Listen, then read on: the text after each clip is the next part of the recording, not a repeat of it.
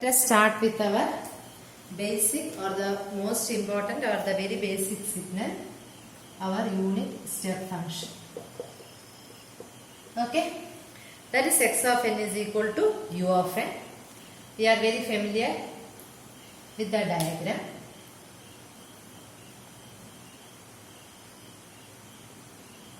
We are having a discrete time, having all the pulses are having unit amplitude. 1, 2, 3, it goes on to infinity. Okay. So we are going to start with our step function. Now unit step function, unit step sequence, and you can also see that we are having a sequence. See, after this side, that is we are having a sequence in the right side, or we can say this is a right sided sequence. Okay, so our unit step function means it is ranging from 0 to infinity and it is a right sided sequence. Now let us write our Z transform. We are supposed to find the Z transform. X of n, Z raised to minus n. We know that x of n, the amplitude is 1 itself. So we can write it as sigma n is equal to minus infinity to plus infinity. X of n means 1 into Z raised to minus n. Okay. Now we know that the Z should be, as we already told, that for finding ROC, that is for a converging or to have a finite value, Z should be always less than 1. Is it okay? Z should be less than 1. So for getting a converging series, we have modulus of Z minus 1 should be less than 1. N is 1 here. That is modulus of 1 by Z is less than 1, or modulus of Z should be, it will become greater than 1. Okay. So 1 Z inverse should be less than 1, or we will get it as modulus of Z should be less than 1. This is our region of convergence point. Here you know that u of n is a right-sided sequence. And one more thing, to get pole and 0 values, say you will be equating into the numerator and denominator to 0. So when you are equating numerator to 0, you will be having Z is equal to 0. And when you are equating denominator to 0, here what will happen? You will be getting the value as 1 by 1 minus Z, right? You will be getting the value as 1 by 1 minus Z, because this is a raised to n, that is 1 by 1 minus Z. So you will be getting as 1 minus Z is equal to 0, or Z minus 1 is equal to 0, or Z is equal to 1. These are the poles. So you are equating numerator and denominator to 0, and when you are equating, you will be getting 0 here, zeros and poles. When you equate the denominator to 0, you will be getting poles. So now we can see that you can see that we are going to draw the diagram. Real of Z and imaginary of Z. So here the ROC, or in a right-sided sequence, we can see that ROC is outside the pole of radius. Say Z is equal to 1.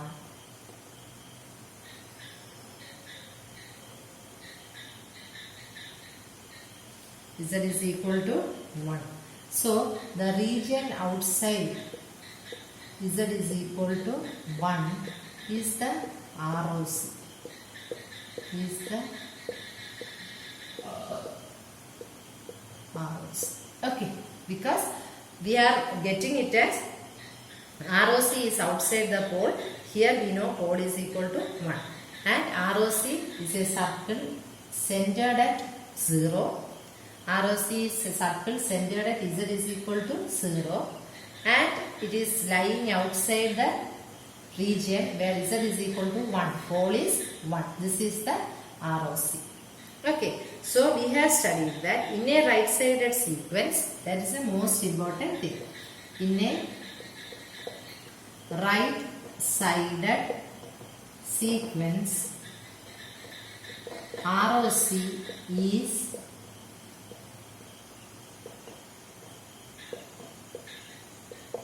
outside the pole. ROC is outside the pole. That is the most important thing that we have studied from here. So we have taken x of n as a unit step function. Unit step function is amplitude 1. Limit is from 0 to infinity. Okay. So if you want, you can change the limit also from 0 to infinity. And we know that 0 to infinity, sum of the GP is 1 by 1 minus z. Okay. So in the right sided sequence, we are equating to find the zeros and poles. We are equating numerator to 0, you are getting zeros or the center value. And when you are equating the denominator, you will be getting the poles. Here we have got z is equal to 1. So ROC means we have already studied that this particular value x of n r raised to n must be a finite sequence. It should be a finite value, or we can say that it should should be always less than infinity. It should be always less than infinity. So here we have seen that ROC is having centered at 0 and it is pole is at 1. So ROC is outside the pole for converging or for a value. Okay.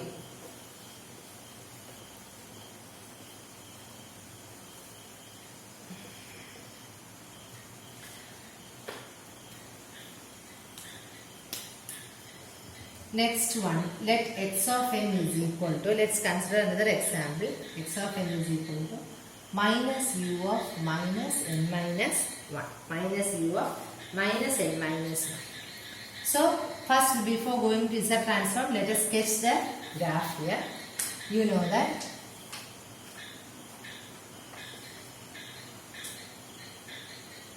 this is our u of n.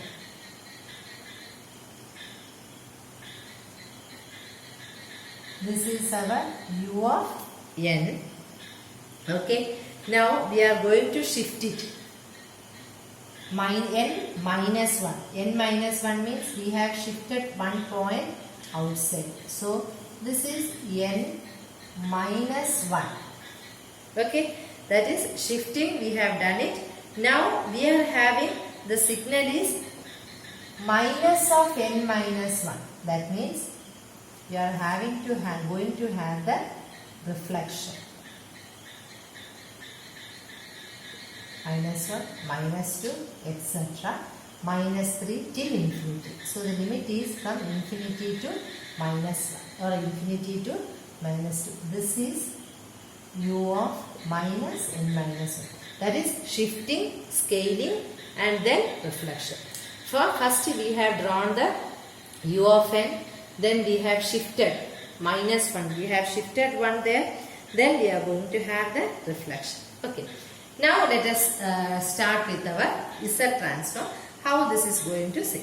Now from the figure itself we know that this is a left-sided sequence. This sequence is a left-sided sequence. Okay. And its range limit is from minus infinity to minus 1. Now let us start with our Z transform given by x of z is equal to minus infinity to plus infinity x of n z raised to minus n. Okay. Now this is equal to, we have our limits from minus infinity to minus 1. Okay, we are having our limits from minus infinity to minus 1 and we are having the value minus 1. So x of n is equal to minus 1 into z raised to minus n. See, this you can write it as infinity n is equal to minus 1 to minus infinity. That is just we are going to reverse. This is not minus here, 1 only. We are going to reverse it. So we have to multiply, or you can just reverse it. So you will get a minus z raised to minus n. Okay, minus z raised to minus n. We have just reversed it. Now we want to get the formula from 0 to minus 1. So before that, let us make the limits as positive. For making the limits positive, we are going to put n is equal to minus n. So what will happen? X of z is equal to sigma n is equal to minus 1 to infinity z raised to n. Okay, minus z raised to n. Now we want to convert the limit, then only we can apply the formula, that is sigma n is equal to 0 to infinity a raised to n is equal to 1 by 1 minus a, that is sum of GP. For applying that, we are going to put let n minus 1 is equal to m or n is equal to m plus 1. We are going to put n minus 1 is equal to m or m plus 1. So when n is equal to 0, when n is equal to 1, m is equal to 0, and when n is equal to infinity, m also is equal to infinity. Okay, so first we have plotted our sketch, then we have just substituted the values, and now we want to change this limit. So we have just multiplied with a minus here. Now we want to make these limits as positive. So we substituted n is equal to minus n. So our limit have become positive. Now we want to make our limits from 0 to infinity so that we can apply the standard formula. For that we are going to apply n minus 1 is equal to m. That is, wherever you have put n here, it will become m plus 1. So when n is equal to 1, you will get m equal to 0, and when n is equal to infinity, you will get m is equal to infinity. So what will happen?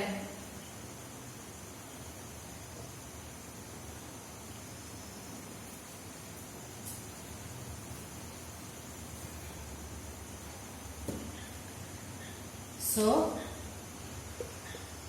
x of z will become sigma m is equal to 0 to infinity. Here, instead of n here, from 1 to m infinity, we are going to put it as m is equal to 0 to infinity minus z raised to, instead of n you have put it as m plus 1. So this is minus z, this is minus z into z raised to m, right? Minus z into z raised to m. So that z you can take it out.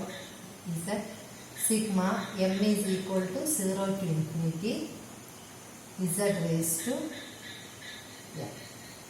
Okay, you will get it as z raised to m. Minus z you have taken out. That is minus z into 1 minus a, 1 minus z, or this you can also write it as 1 minus 1 by, going to multiply just to have the substitution z minus 1, or you can also write it as 1 minus z minus 1, or you can also write it as 1 by, that depends upon your simplification. Okay, now you can always have the value that sigma m is equal to 0 to infinity a raised to n is equal to 1 by 1 minus a. Okay, now let us see, equate the denominator and numerator. Okay, so you are having here, we are having minus z by, we want to find the zeros and poles here. So when you are equating, minus z is equal to 0 or z equal to 0, 1 minus z is equal to 0 or z is equal to 1, that is the pole. So you are having z is equal to 0 and z is equal to 0, pole. Now we want to draw the ROC, or that means that now we are able to find where is the ROC. So in a left-sided sequence,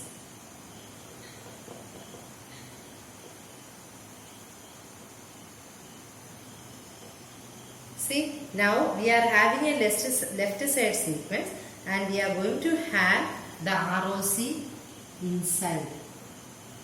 In a left-sided sequence, we are having ROC inside.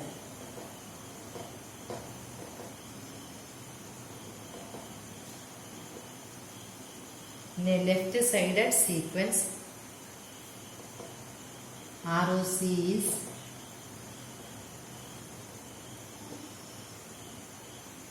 inside the pole. That is, we have already seen that because for the summation here also modulus of Z should be less than 1. So, for a left-sided sequence and the right-sided sequence, in the right-sided sequence we have seen that ROC should be outside. That is Z I minus we were having 1 minus Z, or Z is equal to 1. That is Z minus 1. So, we are having, in the case of right-sided sequence, ROC will be outside the pole, that is Z is equal to 1. And here, in the case of left-sided sequence, we can see that ROC is inside the pole. Okay. So, this is the third conclusion. First one was, we were saying that modulus of x of n r is to n should be a finite value. The right-sided sequence ROC should be outside the pole. The left-sided sequence ROC should be inside the pole. Now let us see a signal where it is not a left-sided or a right-sided. That is our usual impulse function. That is, impulse function means only when n is equal to 0 the impulse function is having value and all other values are zeros. Only when n is equal to 0 impulse function is having 0. So let us write our Z transform as sigma n is equal to minus infinity x of n Z raised to n. So here we are having n is equal to x of n is impulse function delta n. We know that delta n have a value only at n is equal to 0. So Z raised to minus n when n is equal to 0, or we are having Z raised to 0, that is 1. So this is not a left-sided or a right-sided sequence. So when we come about our ROC diagram, the ROC will be the entire plane. ROC will be the entire plane. This is the ROC, because this is not a left-sided or a right-sided sequence. For example, impulse function where there is not a left-sided or a right-sided sequence. Now, let us see another example. Say x of n is equal to delta n minus k. Okay, let us see. Before going to that, let us start with our, as usual, our Z transform equation, standard equation we have written. And now here also we are having that impulse function is, see, we are having a figure that n minus k, that means that impulse function is shifted by a k value. Impulse function is shifted by a k value. So delta n minus k is Z minus n. That here only at k. Otherwise we have, if it was not a shifted function, we could have told that only when n is equal to 0 impulse have a value. But here only when n is having a value k, the impulse will have a value. It will have a definite value.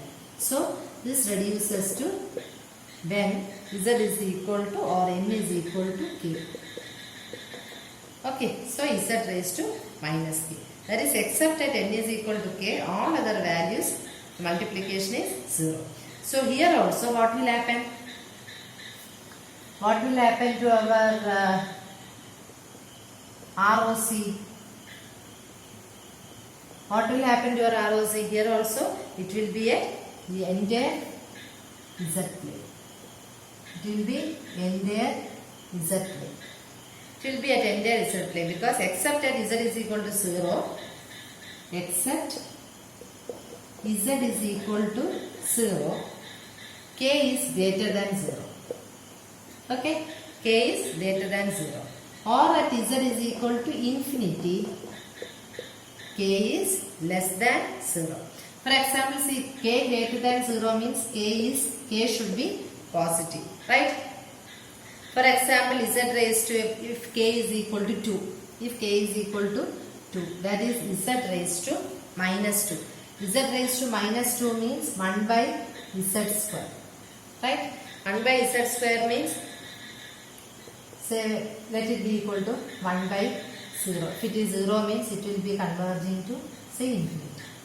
And if it k is less than 0 means k should be a negative value. That is, negative value means z raised to minus of minus 1 z. That is also what will happen. This will also go to infinity. So, except at z is equal to 0 and z is equal to infinity, ROC will be an entire z plane, or it will be the entire plane. Okay. Now, let us consider another example. See, x of n is equal to alpha raised to n u of n. See, these are some of the general equations we are studying. See, here also you know this is a step function.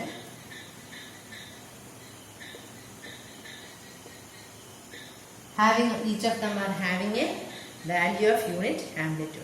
Now, as we have already studied, this is a right-sided sequence. So, we are expecting the ROC to be outside. Right? We are expecting the ROC to be outside the pole. So, let us start. The Z transform minus infinity. Okay. This is infinity minus infinity to plus infinity. Alpha raised to n, u of n means 1, z raised to minus n. Okay. This you can also write it as n is equal to 0 to infinity, because here the limit is 0 to infinity. 0 to infinity. You can write it as z. Okay. So, this will become a raised to n 1 by 1 minus a. Okay, 1 minus 1 by 1 minus a. Now, we can know that this will converge when this is less than 1. This is our condition. This will converge when 1 minus 1 by a, when modulus of a is less than 1. Or this we know z raised to, that is